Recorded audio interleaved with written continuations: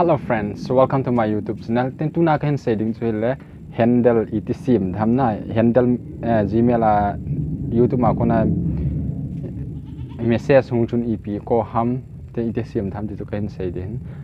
Ama sa ong kan seitan handle chungchang hi khavia chun message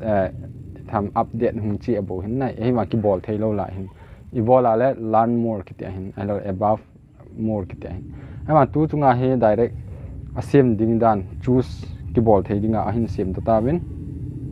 cha he message ahung in na ho ahung the 24 ama sa pa chu event ala cha he ka hin pe 24 date 14 November sunga hi mi jo se ko ma hung the tin na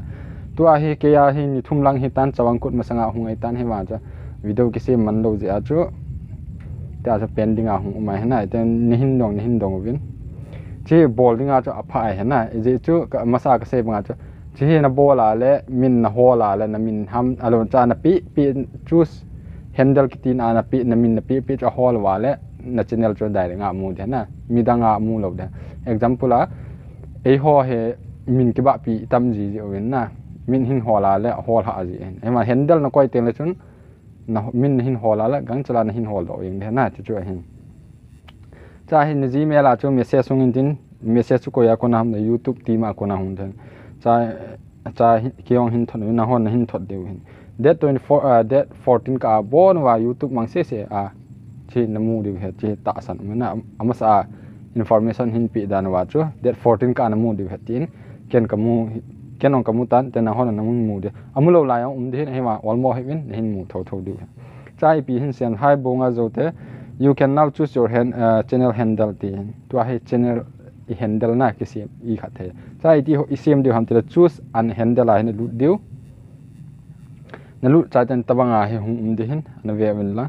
chai choose handle ki ten it's time to choose your handle anu ya choose handle ki ten cha na me deu na me cha tan example la min itin hin hol na de am ken cha hi bonga zo test 16 ka ti na ken cha hi bonga zo te 16 ka ti in nang na dei na min na ki khathe na ten chi zo ten la chun na me zo ten la confirm selection chi na me ding na me chai ten la ti a hung do ken bonga zo te 16 tia youtube.com tia hung ki sun ti hin te anwaya chu you have successfully selected your handles will start appearing on YouTube later this year na mo hung appear lo de na he man jun ki sim de hin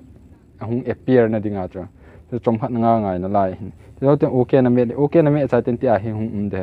iti appear ham ti le hi your handle is reserved your handle is a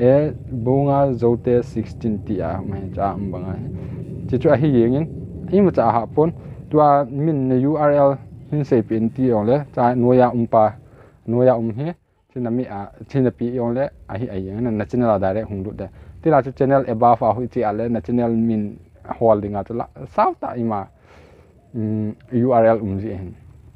chu URL sau ta hu pi ngai to lo wa chi na pi a le thing se na im cha